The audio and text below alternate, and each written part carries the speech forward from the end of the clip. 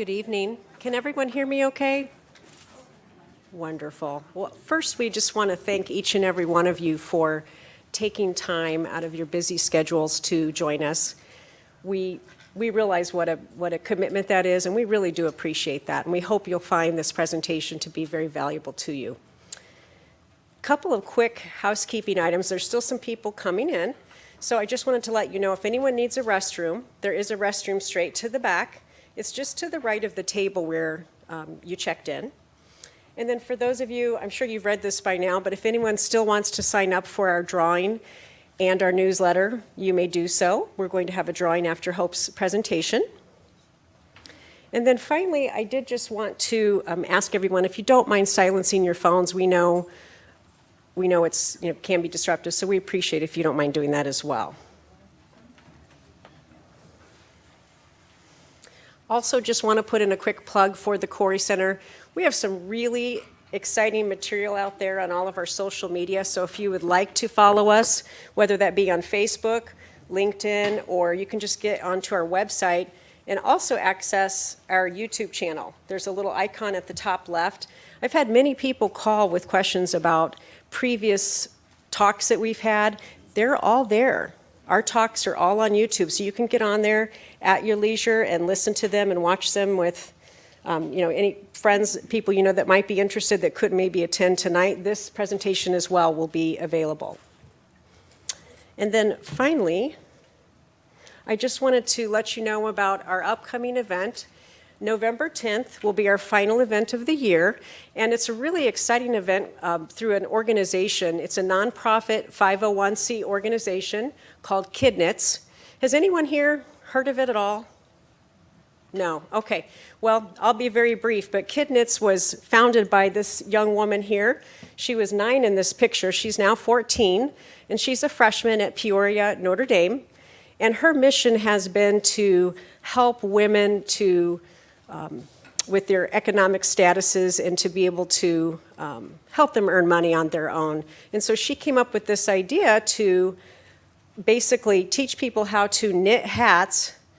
You can see the kit there to the left. She teaches them how to knit hats, and the purchase that you make for those hats is actually the yarn that the women of Rwanda and Chile make. So you're actually helping to support these women from afar.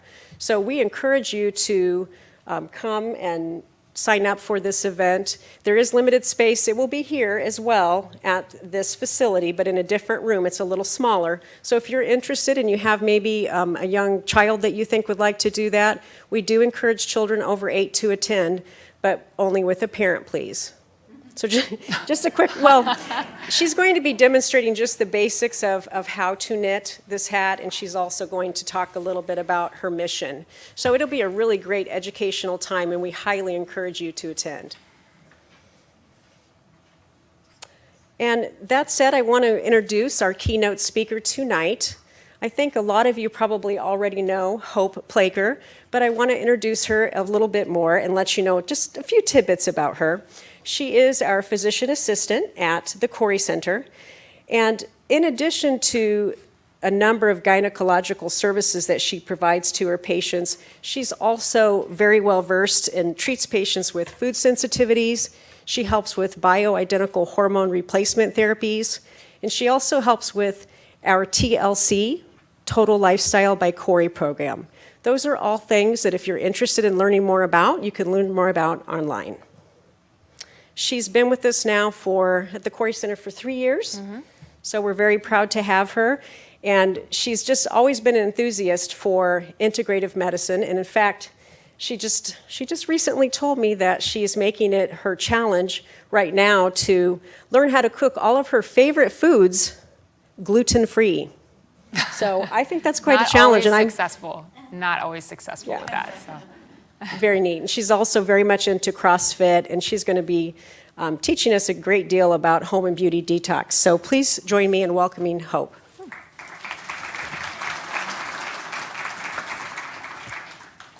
Thank you very much. Can everybody hear me okay? Can you hear me okay? I know you can't see it up here, but I have enough electronics to fly an airplane in front of me right now. It's a little overwhelming. So So if for any reason you can't hear me or something shuts down, I'll do my best to try to get things organized up here. But thank you very much for coming. As Cheryl said, I know that this is a beautiful time of year. The school year has started. There's a lot going on. So I thank you for joining me and everyone else here tonight. I am very casual and laid back. So if you need to get up and move around or walk or leave, do what you need to. I'm fine with that. I want to thank everyone at Jump for allowing us to come use their facility. And really, it's because of everyone here that we're able to use this. We've had a record number of attendees that were interested in this topic, and so we outgrew the waiting room at our office. So that's exciting. So, has anyone new to one of our wellness lectures? Is this the first lecture that anybody's attended? Wow. Yeah, I was like, there's a lot of new faces, so welcome. Again, my name is Hope. I am a physician assistant. So one housekeeping tidbit that I wanted to mention that Cheryl didn't have an opportunity to say is that usually we have an open mic question and answer session at the end of every lecture. We are guests tonight in the Jump facility, and we can ask a lot of questions. So for the sake of time and the fact that we can't stay here all night, there will not be an open mic question and answer session. If you have a pressing question, you are more than welcome to email me. You can send us a Facebook message, find me when we're done, it's okay. But write them down, jot them down, and I promise I'll do my best to get to them and answer them when I can. So let's kick it off here again. Let me get used to where I'm looking at here. So all right, here we go. So disclaimer, always have to have a legal statement. Tonight, I'm going to be talking about a lot of brands, a lot of specific name brands of products, things that are good, things that are bad. I have absolutely no financial interest in personal or financial interest in anything I'm talking about. Even products that are sold at the Couri Center, I don't get paid commission. I'm a horrible saleswoman. So, but it drives me crazy when you go to a lecture like this and people don't talk about name brands, because for me, tonight is all about making this practical and taking the information that we're talking about and being able to do something with it tomorrow or tonight if you want to. So this is what tonight is not about either. My goal is not to scare you or when you get home to have you put on a gas mask. Tonight is not about making you feel like you need to live in a bubble because everything's going to kill you and make you sick. But what I do want to talk about tonight is the fact that we need to really think about what we're being exposed to every single day, because this is affecting our health. This isn't a topic that I think a lot of people talk about. I don't know, you may have gone to another physician or another wellness center that someone's had posed the question to you. What are you using in your home? What are you exposed to? But I picked this topic specifically because I heard a statistic a couple months ago and it stuck with me. And that statistic is 90% of our lives is spent underneath a roof. 90% of our time, whether that's in your home, in your job. You think about the hours of your day, and most of the time, we're in a building somewhere. 5% of your time is spent in a vehicle, and the other 5% is spent outdoors. Isn't that... I was fascinated by that. And sure, there can be some variances depending on what your profession is. But I am currently in a functional medicine certification program. And functional medicine is really, really straightforward. Functional medicine is talking about the function of the body. And so if there's a dysfunction in some point in our body, we will have disease. If there isn't any dysfunction, we will have health and wellness. So this is how I view disease anymore. This is how I view when my patients come in and present with complaints and concerns and disease. I can't turn my eyes off. So I'm thinking about what could be in our personal care, in our homes, in 90% of our life that could be causing dysfunction. So that's why I chose it.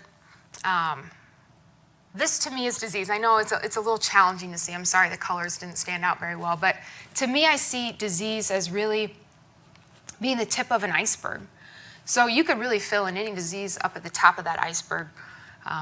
But I feel the underlying cause of disease is really everything that's listed. It's usually much greater than the tagline or the disease that a name exists. So from my 3 years at the Couri Center, we've had quite a few wellness lectures that I've been a part of. A lot of them have spoken on these topics. So we are a gynecological office. We talk about hormones all the time. Terry's done a fantastic lecture about detox. We've done quite a few on GI and inflammation. But at the bottom of the tip of the iceberg, toxic chemical exposure.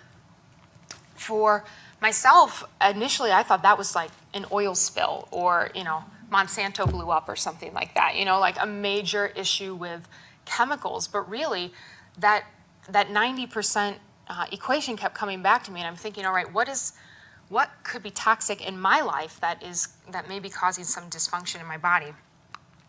So, moving on, I'm not going to make this a really like chemistry heavy lecture. I didn't want to do that. But on a basic level, when we talk about detox, we're talking about converting or modifying a toxic substance into a substance that's going to dissolve in blood and be excreted by our sweat or by our urine or by our stool. But tonight, I think there's really 2 levels of detox that I'm talking about. The first is just like this. We're talking about how to get this out of our body. But the second level of detox for me is thinking about my home and physically removing these things from my home so our body burden, isn't as great. So I only have one slide about anatomy. Okay, and here it is. Don't be scared. This is the liver. We're going to start really simple. This is the liver.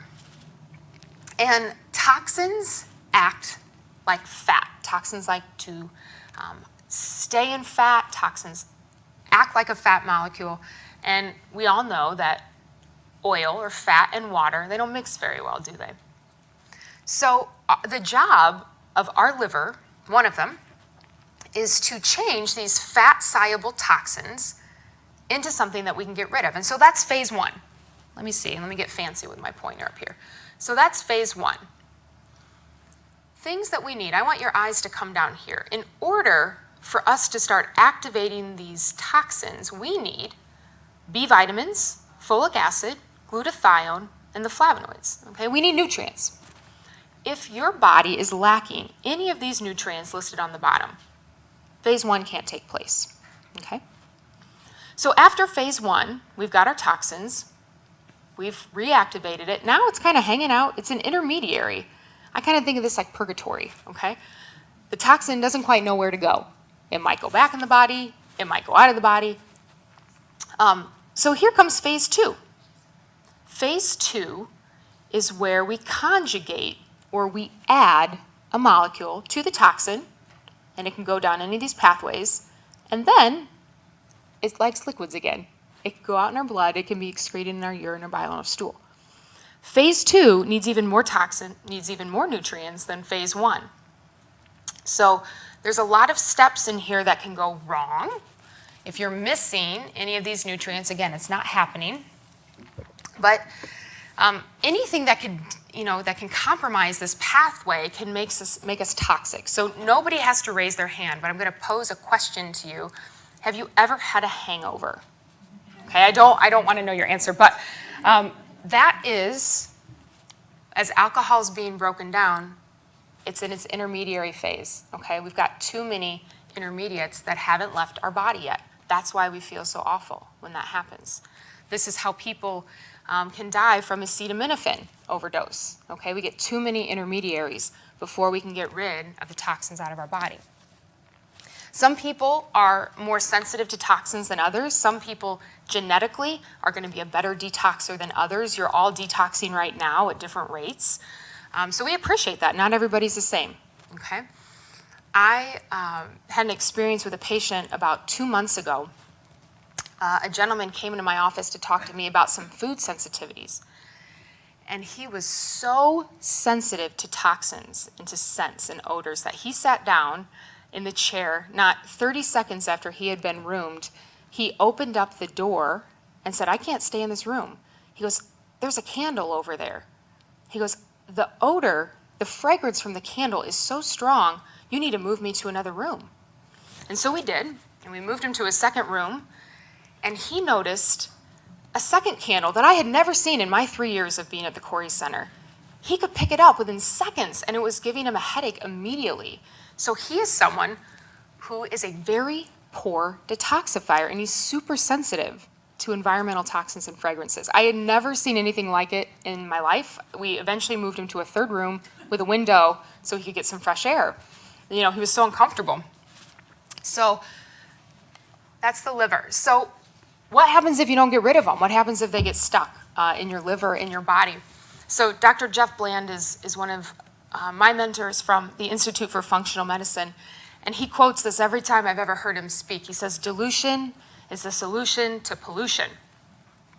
And so if we can't get rid of our toxins, they're going to be stored in our fat, and they're going to be stored in organs, and they're going to interact with each other, and we don't exactly know how they interact with each other, but the moral of this story is we don't get rid of them. And toxins are not, innate. They are endocrine disruptors. So endocrine is just another word for hormones. And so they are going to disrupt the normal communication system that should be flowing in our bodies. So they may disrupt the ability for your thyroid to produce active thyroid hormones. They may decide they want to act like an estrogen, and they may disrupt the hormone flow. They may decide that they want to be stored in the estrogen receptors in your breast, in that fatty tissue. So they can really mimic a lot of different hormones, a lot of different chemicals. But I think of them as static noise.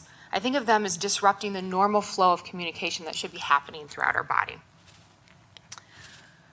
Moving on. So these are some really common signs of toxicity. You might see some of your concerns, some of the way that you feel on the board. I know every day in the clinic, these are really, really common signs that people come in and they're having problems with. We're trying to figure out why they're happening.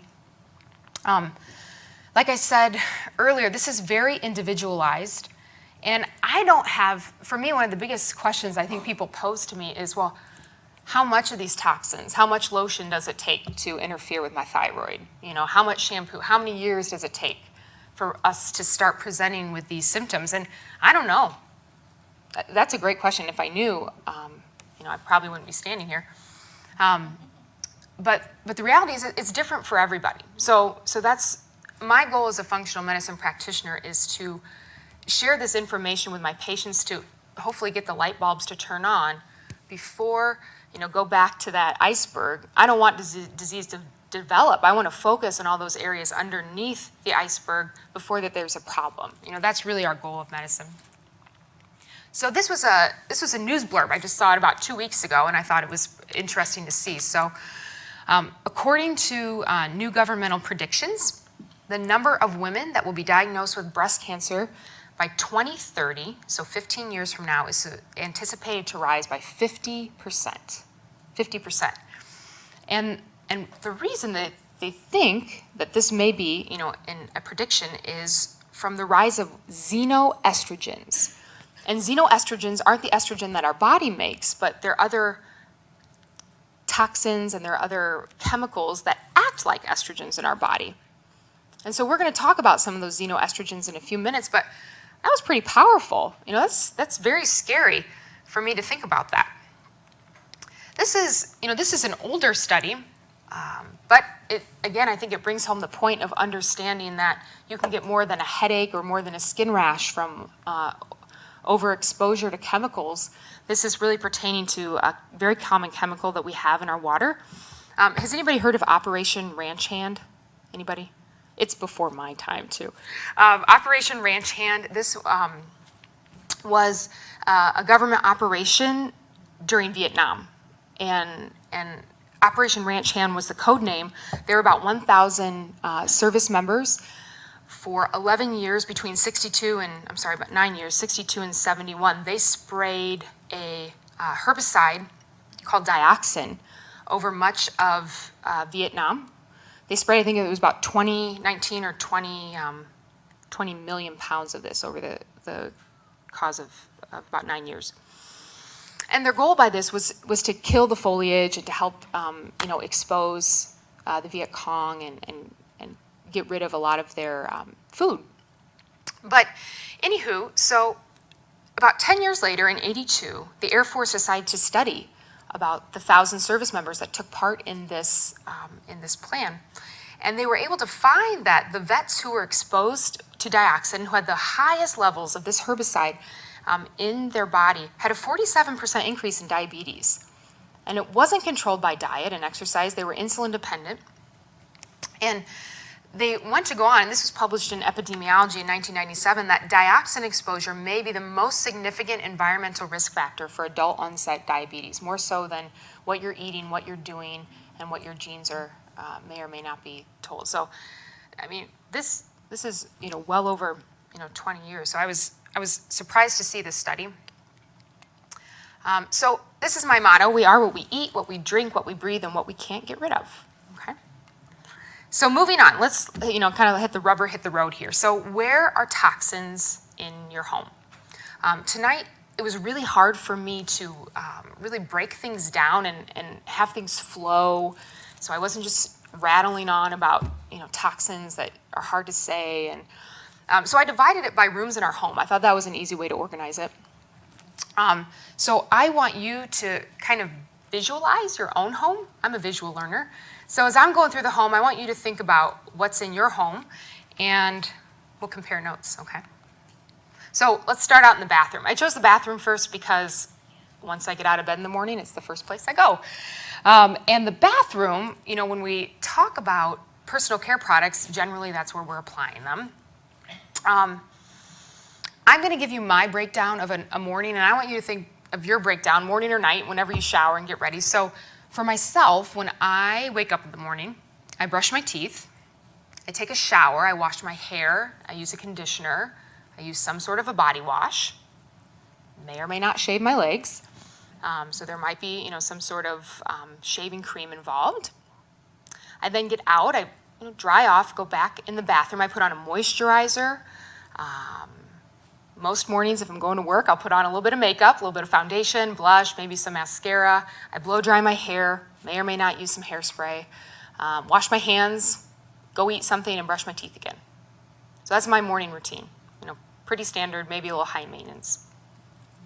So how many products do you think we use in a morning? So on average, American women use about 12 personal care products in the morning. Guys, you're about in half. I think that's even kind of generous, but they say about 6. And in my morning, I've just exposed myself to about 126 chemicals. So what a personal care product is, this is the FDA definition. Pretty wordy, but it's essentially anything that we're rubbing, pouring, sprinkling, spraying, or applying to our body to promote beauty, attractiveness, or altering our appearance. So it's really anything we can put on our body, except at the very last sentence, it does not include soap, okay? So legally, I became curious. We may not have to do this presentation if everything is listed on ingredient labels, right? That makes sense to me, that's what I thought. And certainly nothing would be allowed to come on the market if it wasn't safe or if it caused any damage or harm. But what I came to see is that there's 2 laws that pertain to personal care products, the first being the Federal Food, Drug, and Cosmetic Act, and the second is the Fair Packaging and Labeling Act. And there's about 111 pages combined between these 2 documents, but only one of them pertained to cosmetics, so it didn't take a whole lot of reading for me. But neither the law nor FDA regulations actually require specific testing of any personal care product that's on the market. Okay, that is completely at the discretion of the company itself. So they may choose to run their own safety test, but they do not have to disclose any of that information to the government. Okay? So that's one kind of concerning statement. The other concerning statement is when it comes to ingredient labels, there's really no law that defines that everything has to be listed on said ingredient label. So they can pick and choose exactly what they want to put out. And this law was created in 1938. It's never been updated since. There's over 12,000 ingredients in cosmetics and personal care. Of those 12,000, only 8 have the FDA ever actually kicked out, just to give you an idea. So the first chemical we're going to talk about, has anybody heard of a paraben before? Yeah, pretty common. A lot of personal care products now are actually putting on their label paraben-free, but you might not know why, you know. So a paraben is an antimicrobial. It's going to be found in most personal care products that have some amount of water in it because it helps kill all the bacteria that might grow in the product while it's on the shelf. So it's going to be in your shampoos and conditioners and lotions and cleansers and whatnot. It's in about 85% of personal care products. When they take random urine samples, parabens are found in nearly everyone's urine, so we're all exposed to them every day. It is a major endocrine disruptor, and I'll talk about that in a minute. But I try to give you an example of what it might look like on an ingredient list if it's listed. So it's going to be a suffix paraben. So, for example, methylparaben, propylparaben are two examples that are on there. They usually call them the paraben sisters because there's lots of parabens, but the last name always ends in paraben. As far as how is it an endocrine disruptor, what is it doing in our body? Parabens are, they're a xenoestrogen. So they are able to mimic estrogen in our body. In cell studies, they have found that it actually proliferates the growth of malignant breast tissue. Let me scroll down here. We're having some tech difficulties up here. I don't want to make a mistake as I'm commenting and quoting some of these studies. Okay. Here we go. Okay. So we know that it's a xenoestrogen, but for men, it also has been found to decrease sperm production and lead to reduced testosterone levels. But what I think that the parabens were really one of the first personal care ingredients that sort of caught fire and came into the media, because in 2004, some of you might remember this. This was in the Journal of Applied Toxicology, and a British PhD named Philippa Darbre, she studied malignant breast tumors. So what she found, and what this study shows, I know it's probably kind of hard to read up there, but there was a correlation. She looked at over 20 different tissue samples of breast tissue that were already diagnosed with cancer, with a malignant breast cancer. And she found that in every single tissue specimen, the fat cells of the breast tissue was filled with parabens. Now that's a correlation, okay? It doesn't mean that the parabens necessarily cause the breast cancer. We can't say that for sure. But it started, you know, kind of a fire effect and opening eyes of people say, oh my gosh, this chemical is actually, you know, sitting in my breast tissue. So in 2000, I think it was 2012, yeah, 2012, she did the exact same study again. So she wanted to see if she could repeat her results with a much larger sample. And not only did she repeat her results, but the levels of parabens were 4 times higher than they were in 2012. So it's just going to show us that we're getting exposed to more of them, okay? So that's a paraben. Moving on, triclosan. Anybody heard triclosan? This is another kind of common one. So triclosan is an antimicrobial agent. I would say the most common area that I see it every day is in everyone's hand sanitizers. They're liquid hand sanitizers, okay? But it's not just in soaps. It's in detergents, it's in your deodorant, it's in your toothpaste, it's in cosmetics and fabrics and plastics. It's all over. It's not just in the bathroom. But I put these two pictures up there specifically because, one, I used these products myself a few years ago, and two, they both have triclosan in them, and I was just blown away to see that Colgate puts triclosan in their toothpaste. We know that triclosan can really interfere with thyroid hormone signaling, but I think on a bigger picture, you know, what we're looking at is that all these antimicrobials that we're using can be exacerbating the antibiotic resistance, okay? We're not just killing the bad germs with triclosan, we're killing the good stuff too. You know, triclosan doesn't have any breaks to know what's good and what's bad. So it's completely restricted in Japan and Canada. They don't allow any triclosan in their products. So an alternative, I would say, triclosan is something that's actually listed. There's only one name for it on a label. It doesn't come underneath anything else. But triclosan, you know, I don't think hand sanitizers are a bad thing. I believe in the germ theory. But use something with an alcohol base to it. Okay, that's a fine alternative to use. I thought of this too. If anybody work in the hospital here? Do we have any hospital employees? Yeah, or some sort of nursing facility. So, Triclosan was actually first registered as a pesticide. That's what it is underneath the chemical registry. But, it was initially only used in healthcare settings, which makes sense, right? We need a clean environment in healthcare. But every time that Dr. Couri and I scrub for surgery, we're loading up with Triclosan. It's still all over the hospitals and all those handless sanitizers that are on the wall as well. So,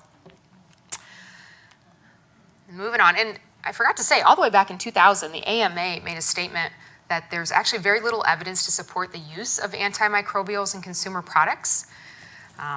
I think that they have also since, in 2013, the FDA decided to review Triclosan, and they're considering, we'll see, they're considering taking it off the market. But they do find that there hasn't been any research that shows that these antibacterial, these super powerful soaps actually kill germs any better capacity than just washing your hands vigorously with good old soap and water. So, okay, moving on. Phthalates. Phthalates are a plasticizer. Phthalates make plastics flexible. Phthalates help dissolve ingredients into a consistent solution. They keep our nail polish from chipping. They're all over. Phthalates on a label is often hidden behind the term fragrance. Okay? Anything with a fragrance has a phthalate in it. Okay?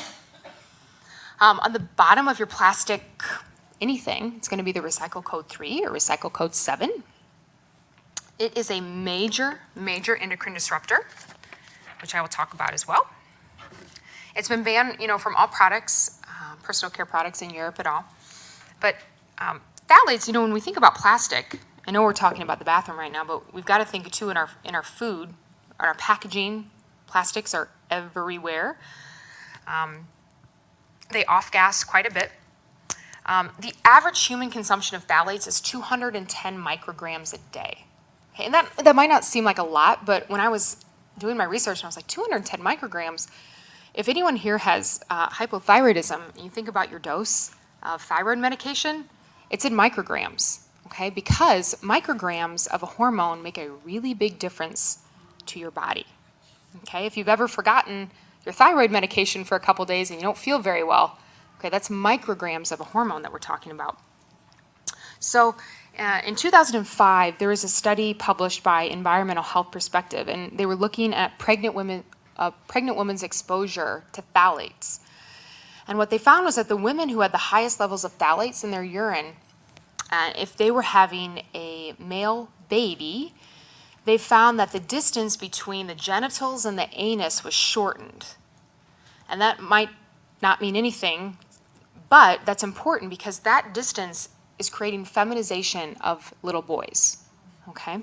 So this is how much it's disrupting the testosterone development in utero.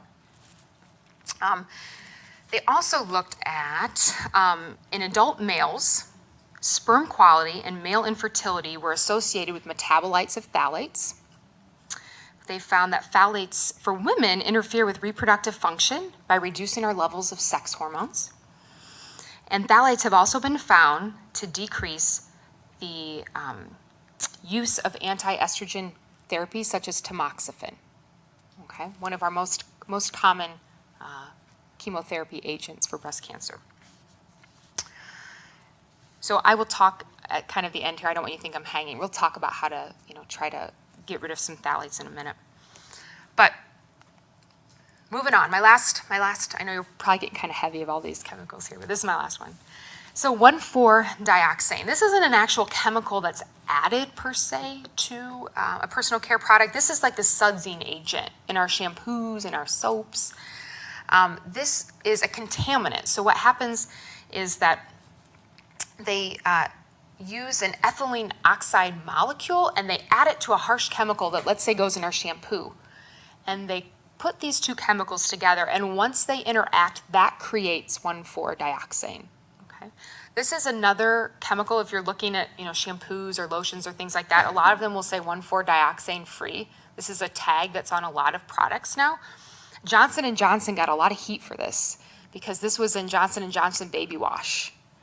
because to make it all sudsy, because that was a marketing agent.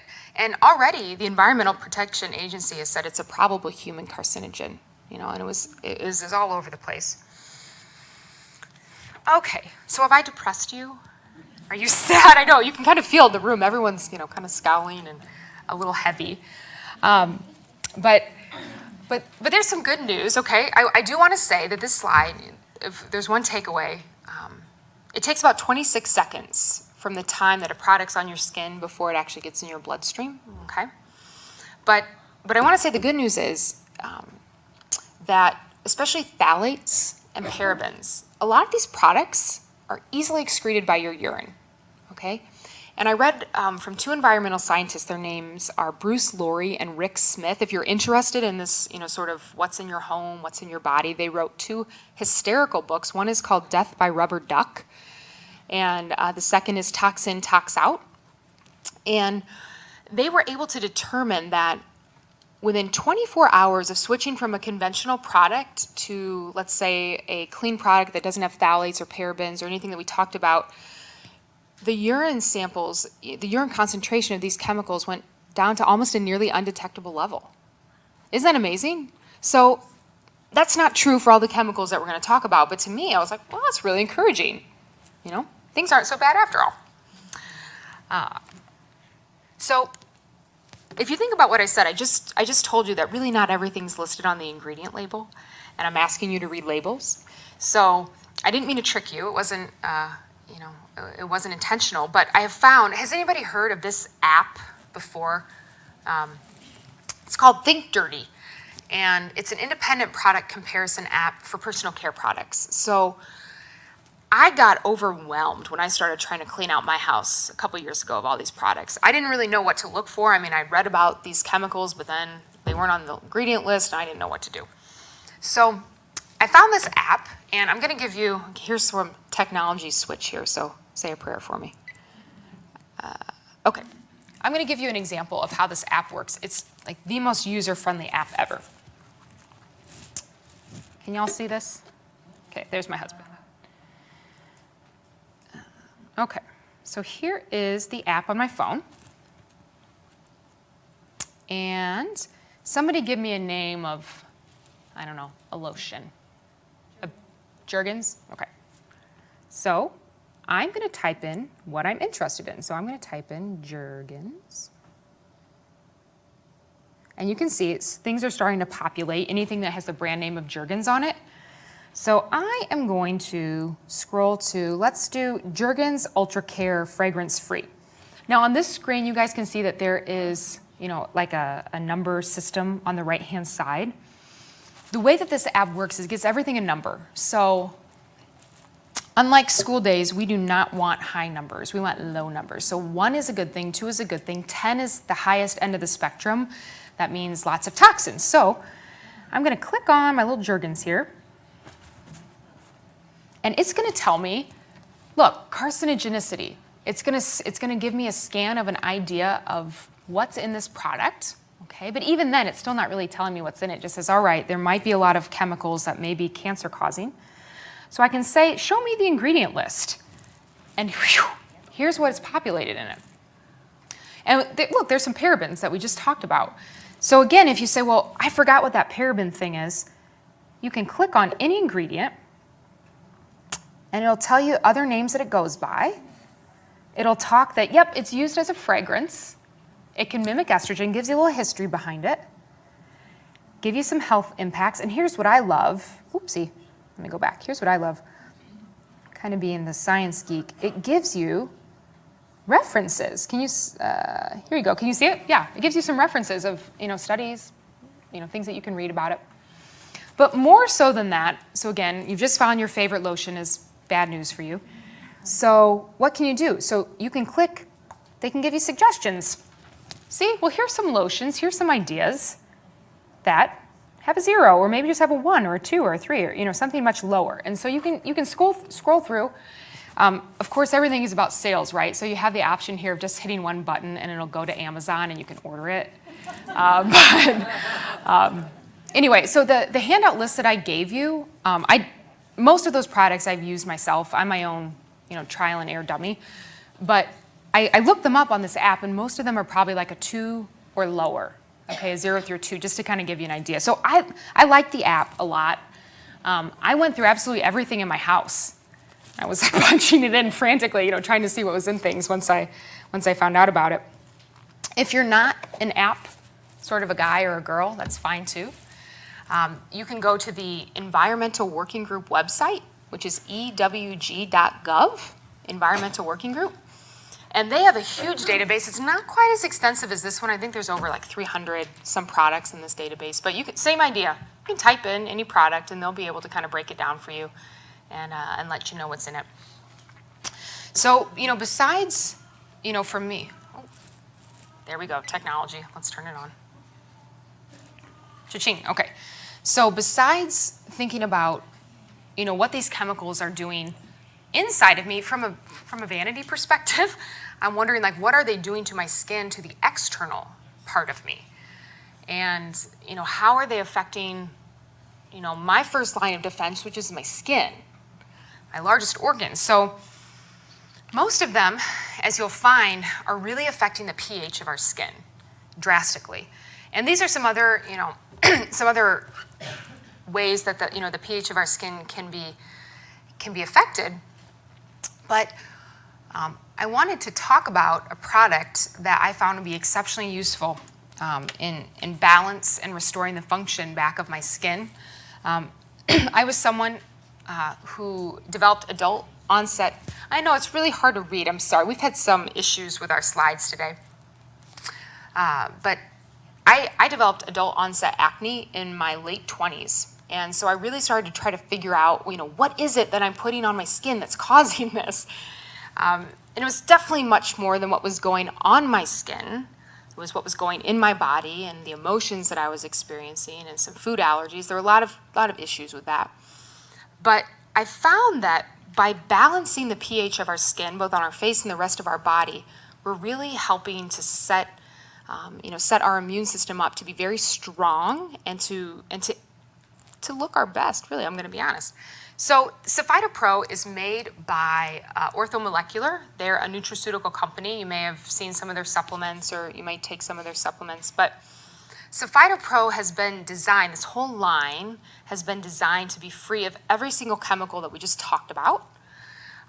It is a pH neutralizer, so our skin is meant to be slightly acidic, and so this product is just that, it's slightly acidic. It is gluten-free, which is something I also want to talk about very briefly. If any of you are gluten sensitive or have celiac disease, gluten itself is a large enough protein molecule that it can't necessarily flare up the GI component of your celiac or your gluten sensitivity, but it can cause rash. It can cause topical dermatitis. And gluten is in quite a few personal care products as a stabilizer. Okay. So this should be the sample. Did you guys get a little sample of it? This is the body moisturizer. And tonight we're also going to be giving away a really great package that has a facial cleanser, an antioxidant serum, and a moisturizer from this exact same line that is phenomenal for the skin.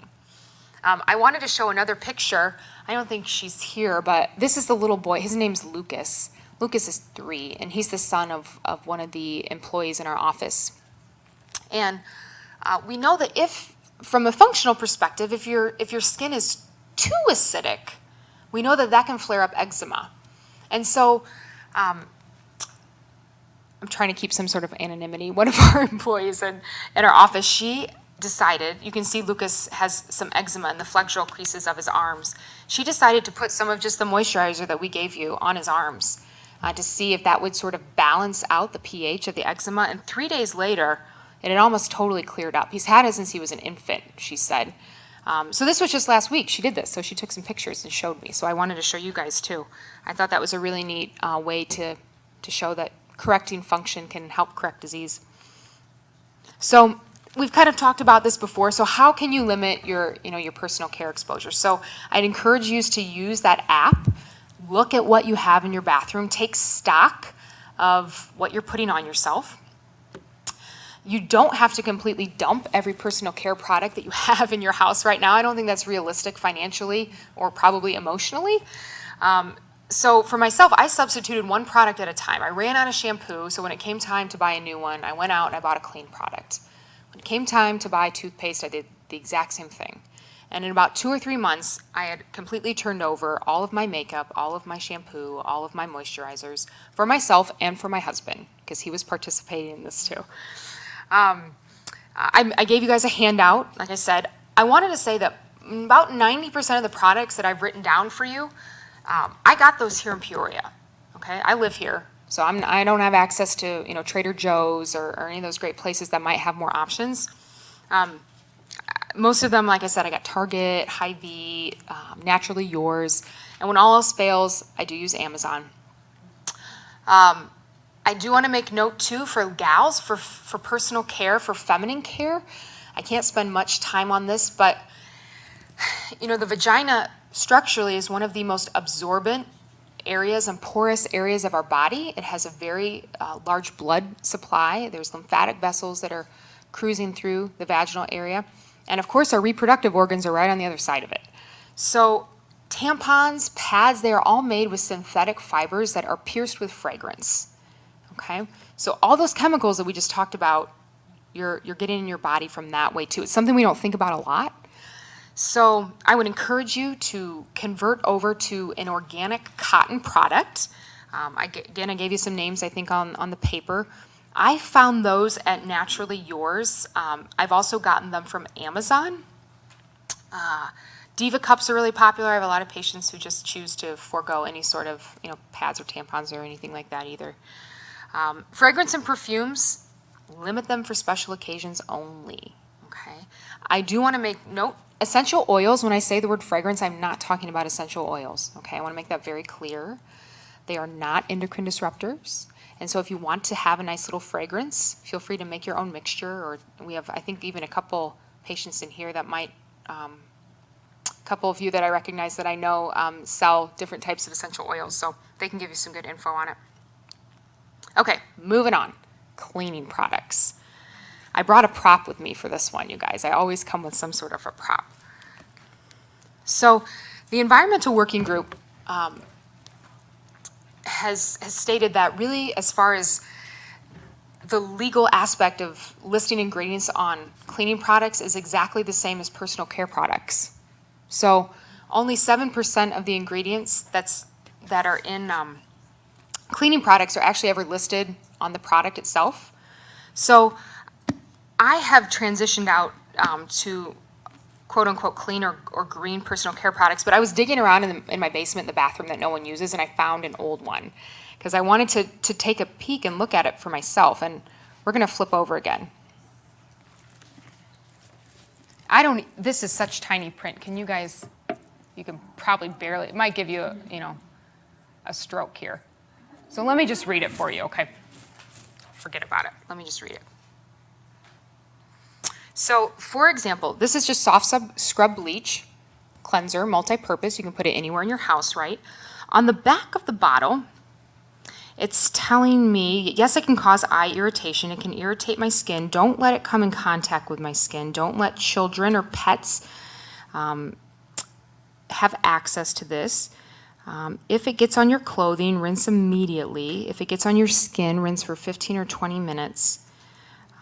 Do not let come in contact with any other chemical.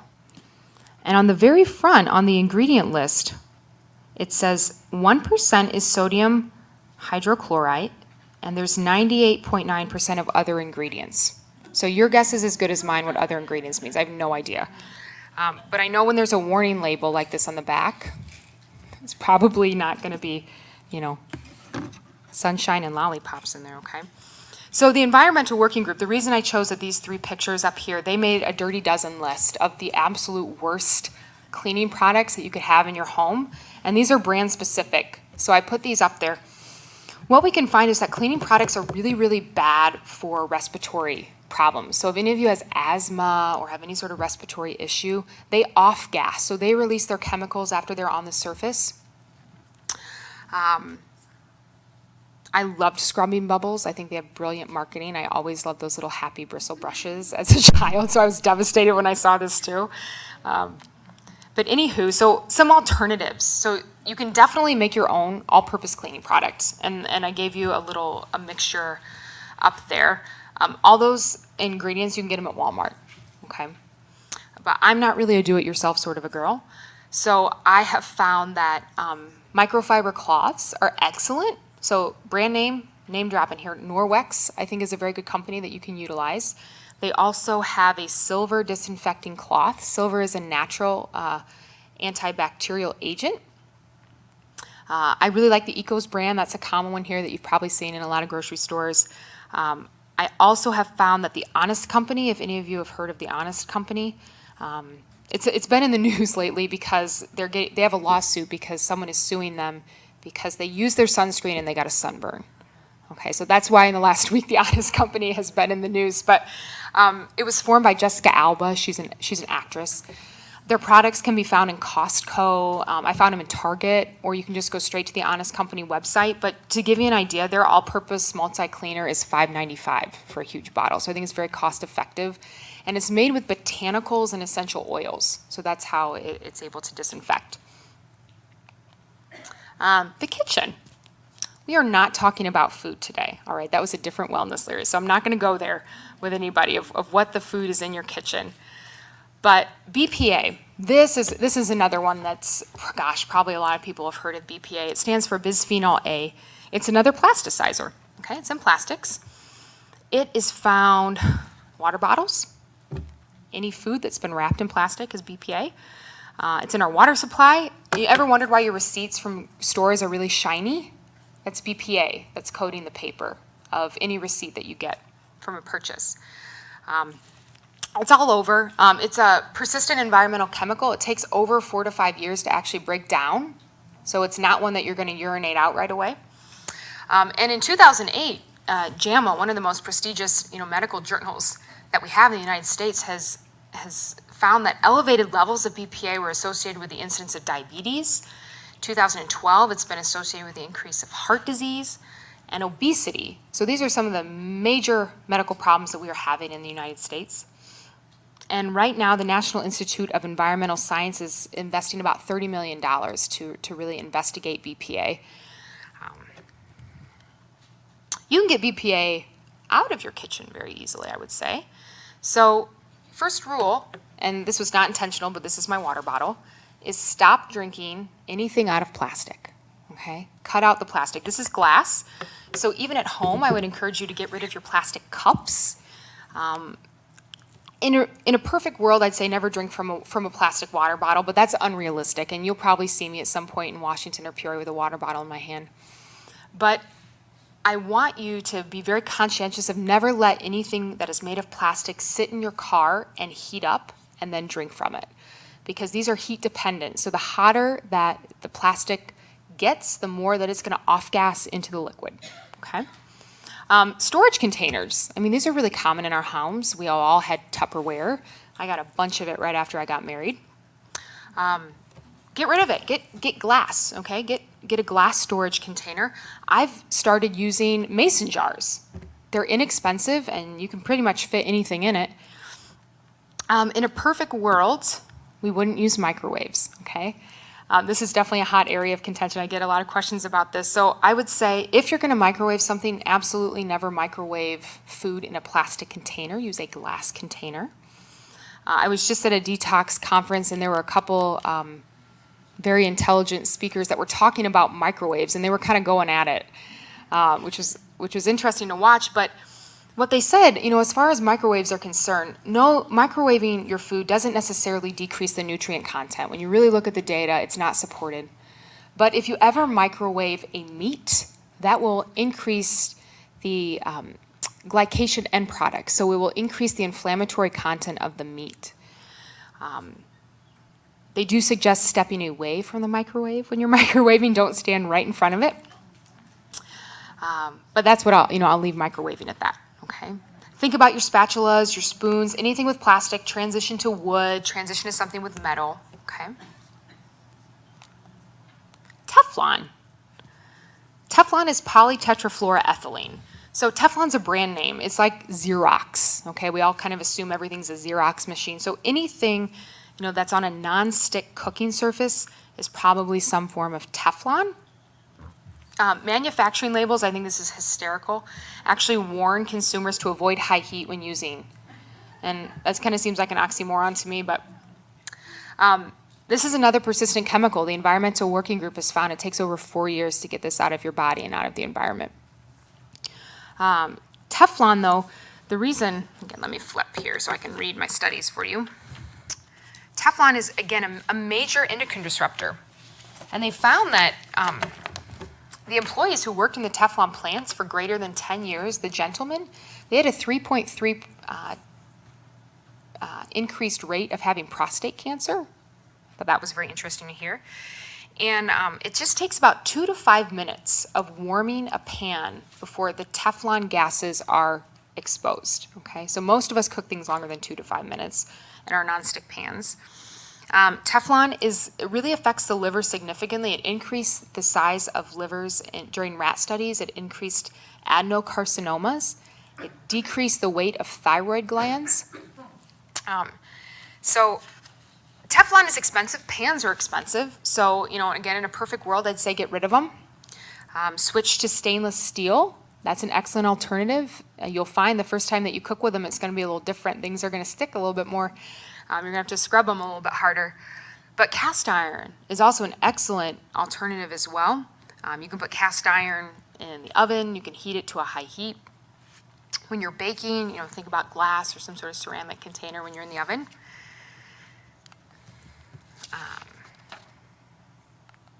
There we go. So if you still have your Teflon, I found out about this again. I got married almost 6 years ago, and so we had all these beautiful Teflon pots and pans that I got from my registry, and it was really hard for me to break up with them. So and they're expensive. I mean, let's be honest. Teflon pans and pots are expensive. So if you have them at home, here's some rules to follow. Again, don't heat them on high heat, especially with an empty pan. Don't put nonstick cookware in the oven. Always use an exhaust fan, because with Teflon, we're worried about the gas that it's producing as it's getting hot. I don't know how often or how common pet birds are anymore, but this is on the Teflon website. I thought this was hysterical. And so the fumes are so powerful, it can kill a pet bird in a couple minutes. Talk about a canary in the coal mine. Think what it's doing, to the birds. So if you have a bird, I hope no feelings were hurt by that. So I'm gonna kind of close things up with talking about water, because this is another hot topic. This is a study that looked at atrazine. Atrazine is a herbicide. It's very common. It's probably the most commonly one used in the United States.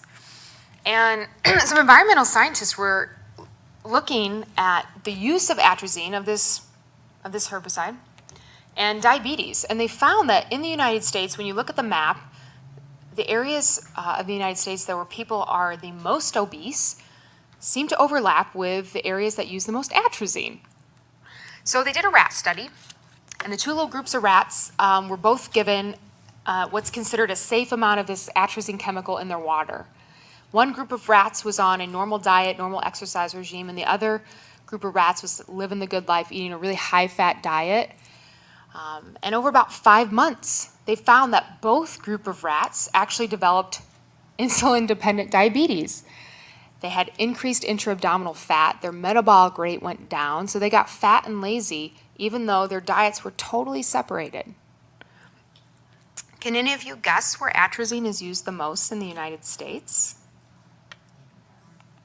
Ta-da! Can you see this? So the red is 85 pounds per square mile used of atrazine. We are in the hot zone. So sorry that didn't show up very well. But that's why I chose that study. We're in farm country here. Okay? So I haven't talked much, about environmental issues of a lot of these chemicals that we're talking about. And know that frog is not a mistake. Yes, it has 3 legs. I think frogs are major bioindicators about what's going on, not only in our environment, but especially our water supply. And, frogs have survived for about 250 million years. Talking about the chemical atrazine, we found that frogs are now almost about a third of them are on the verge of extinction, but the frogs that are alive from atrazine are suffering from immunosuppression and complete sex reversal from atrazine. Okay, so our frogs are being drastically changed at acceptable levels of atrazine from the FDA. This is occurring. Okay, it is the most common pesticide in American groundwater. Okay, so when I want to make a statement that I am very blessed that we have water treatment facilities where we live. I don't want to seem ungrateful that we do not have, that we have this available to us. Most parts of the world do not. But when you analyze the drinking water, we got a lot of problems with it. Okay, so these are some of the most common toxins in tap water. If you want to have your water tested, it's really easy to do. It costs about $100, and you can send it to an independent lab, and they will break down absolutely everything that's in your water. But I want to discuss fluoride. Okay, fluoride, I don't know about you, but when I was a child, I got fluoride treatments every time I went to the dentist. Our water is fluorinated how much fluoride is based on where you live. Every city can decide how much fluoride needs to go in their water. With the principal idea of putting fluoride in water is that it actually helps protect our dentition and improves the enamel on our teeth.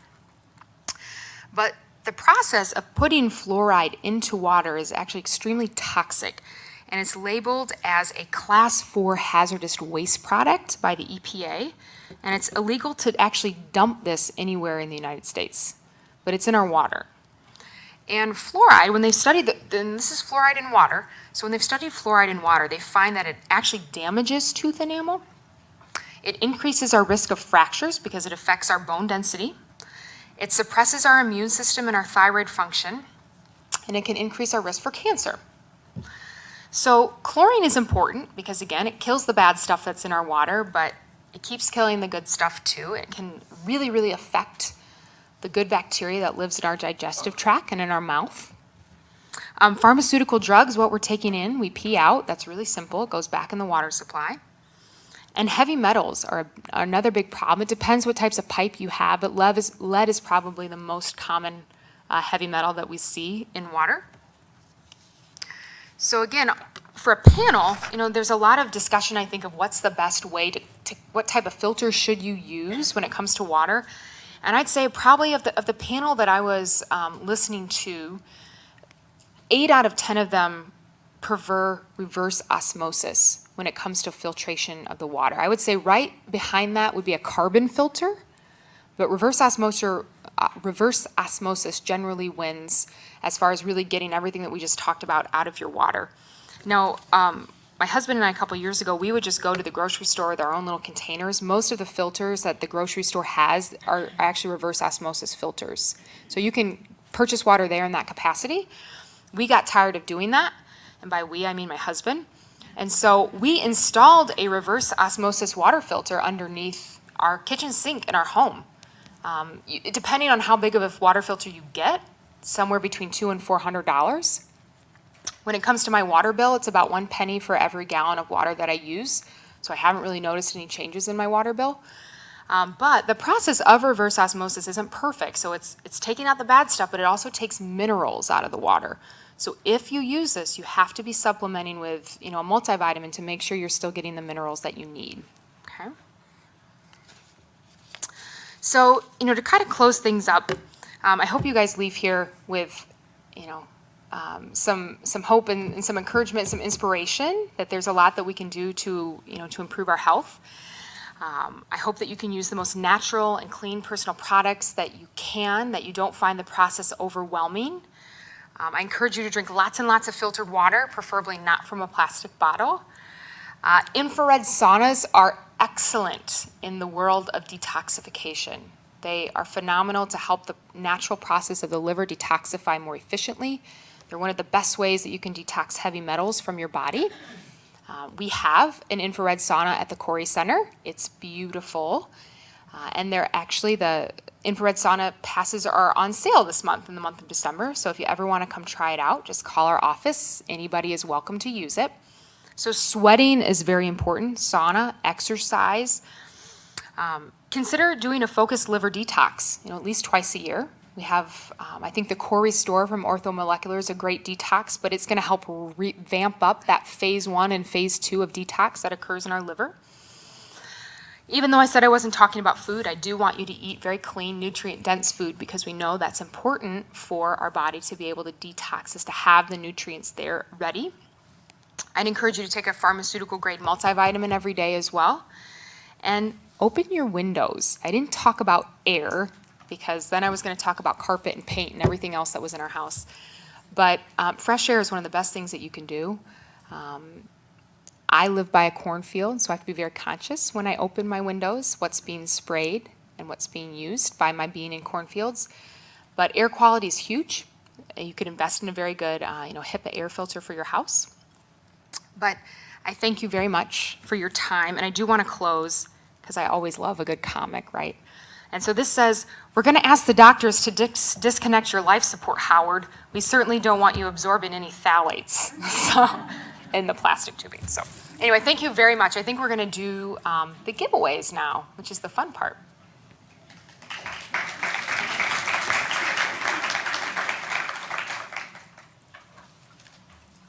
Do you want to do the drawing? Sure. So, do these last. Did everyone get opportunity to put their name in for the drawing who's interested? Everybody in? Okay. Last call. Are we doing sauna passes first? We're doing sauna passes. Yes. Mary. Your last name starts with a G. Yes. Come on up. Congratulations.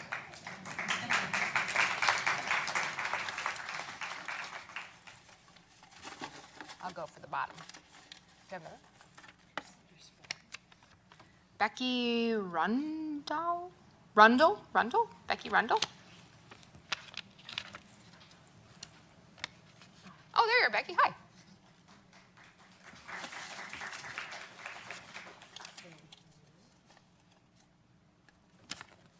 Oh, Holly.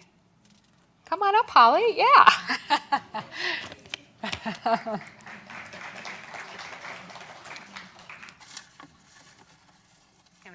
Okay, one more is Vicki Boone. Come on up, Vicki.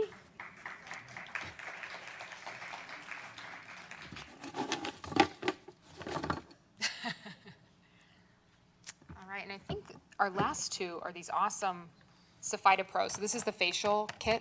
I think these are like $90-some each. They're awesome. So there's two of them. Okay. Christy Sullivan. There you go, Christy. Yay.